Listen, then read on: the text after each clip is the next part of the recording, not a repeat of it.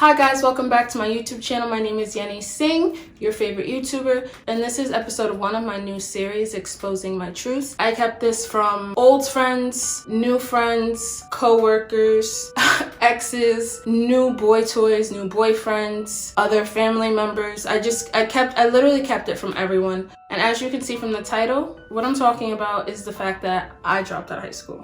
If you knew me from the ages of 14 to 16, you would know that I went to.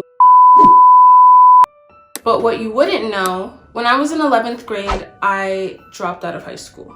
And the story behind me dropping out of high school is not a long one so much as it is complicated, because there were a lot of factors that played into it. One of the main factors was that school wasn't really for me at the time. I was going through a lot of things internally that stopped me from being able to focus on school. My attention span was short, so I wouldn't be paying attention in class, which means that I wasn't taking any notes. When it was time to go home and do homework, I wasn't doing homework. When we had assignments in class to do, I just wasn't doing them. So of course, if you're not doing your work, your grades are gonna be bad. The second reason was that I honestly wasn't really welcomed in my school.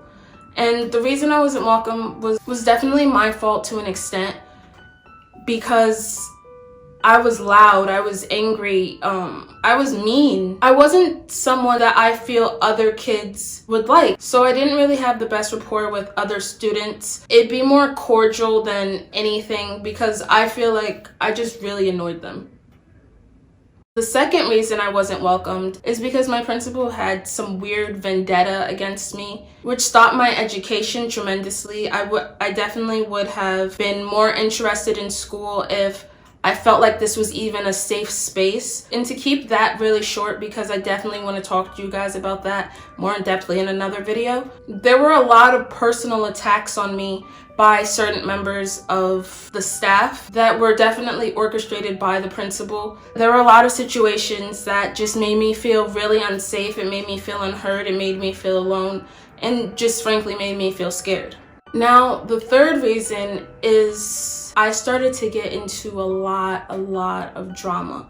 Me and my friends, we would get into so much drama, and it was because we kind of presented ourselves as no nonsense. If you messed with one of us, you messed with all of us, whether it was us arguing with you or whether it turned physical. And 99% of any of the physical altercations happened with people outside of the school, whether it be kids from another school in our building, kids from neighboring high school buildings that would come and hang out in the park by our school. There was just always this level of drama.